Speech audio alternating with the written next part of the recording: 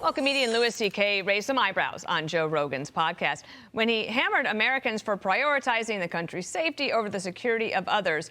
I don't know what he was meaning. We're going to talk a little bit about it. Well, here's what he said. Here's a solution. You're not supposed to be happy, and you're not supposed to be safe. I think that's the problem, is that people expect that. My feeling is they should open the border, and just let them pour in, let everybody pour in, and then the answer, which is, well, then there'll be all these problems. Yes, there should be. It shouldn't be so great here, is what I'm saying, in America. Let's bring in Douglas Murray, Fox News contributor. So the conversation goes on, and one of the things Louis C.K. said was both the left and the right get to extremes on this issue, and we need to get back to a certain place. But he does provide some food for thought, some controversy for us to talk about this morning. Are Americans too comfortable? I admire Louis C.K. as a comedian, but he's not a migration expert by a very long way. You know, we have a fairly open southern border at the moment in the United States, and we see all over the country the results of that, obviously in the border states. But look at the problems that New York is going through. New York, where it's sitting, has had thousands, a small number by comparison with what's coming in the southern border, thousands of people put into the city here and having to be rehoused at hotels. What's the cost of that to New Yorkers? Already millions of dollars a year as taxpayers. That's just a tiny example. There's something like 800 million people in Central and South America who could come here, several times the population of the United States. You know, I always say you either have a country or you don't. You either have a system where people who live in the country pay taxes and get things back for their taxes, or you allow the world in which case it's free for all, a kind of free buffet, which doesn't last very long. So that's right. Kind of the answer to Louis C.K.'s question. It wouldn't just be bad for a little time.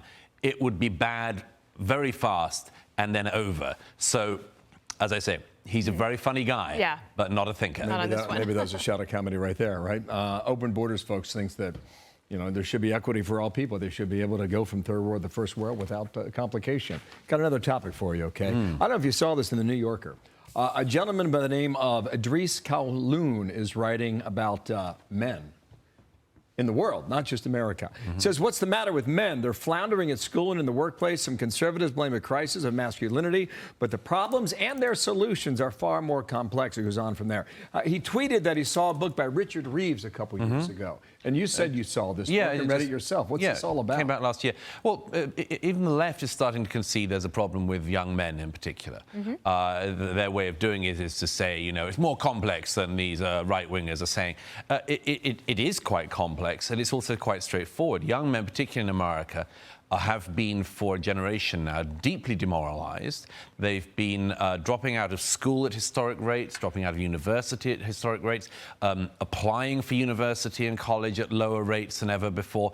And there is a reason for this. They have grown up in this culture which everyone from politicians to Gillette and, you know, major firms have said, you know, men are the problem. Masculinity is the problem. That nothing will be right in America or equal until absolutely everything is fair between the sexes. And the problem that they always encounter with this is there are certain high-profile professions which women have been underrepresented in, and minorities have been underrepresented in. The answer to this is not a zero-sum game where you say, as a result, we should beat up on men for a bit. We should demoralize them. We should tell them they're not capable of things. Just because historically women went to university less than men does not mean that today you should tell men, you know, you've got to pay for the past. You're going to have to suffer in this generation in order to get to equity. That's what the left has been pushing. I experience it myself with readers and audience, and when I speak to college students and much more. They all know the score on this. All the young men have been told effectively to hold back. And here's the thing, it goes back to a bit to the last segment. If America is going to remain successful in the world, if it's going to remain the most dynamic economy, it's going to need half the population.